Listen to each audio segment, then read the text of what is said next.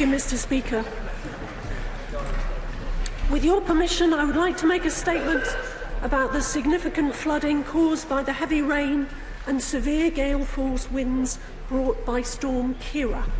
First and foremost, I want to extend my condolences on behalf of the whole House to the family and friends of the individual who lost his life in Hampshire earlier today. Our thoughts are with you.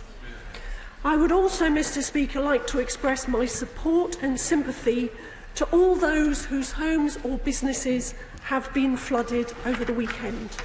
For each individual affected, flooding can have appalling consequences.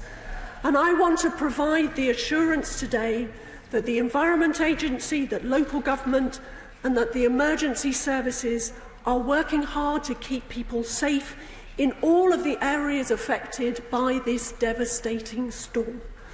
Storm Ciara brought rainfall ranging between 40 and 80 centimetres in 24 hours across much of northern England. The highest levels were recorded in Cumbria, with 179.8 centimetres of rain over the course of the day. Particularly severe impacts have been felt in Yorkshire along the River Calder, in Lancashire along the River Ribble, in Greater Manchester along the Irwell, and in Appleby on the Eden. Regrettably, 4 of these communities, the Calder Valley, Whalley and Ribchester, the Rossendale Valley and Appleby, were flooded in 2015. The current estimate is that over 500 properties have been flooded, but this number is expected to increase as further information is collected.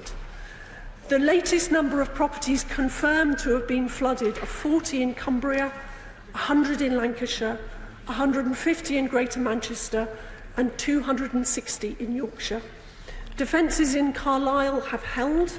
There is local road disruption across the affected areas, and a shipping container is stuck under a bridge in Ellen Bridge. One severe flood warning was issued over the weekend to communicate a risk to life along the River Nid at Pateley Bridge. This has now been removed. Flood defences were not overtopped and no properties were flooded.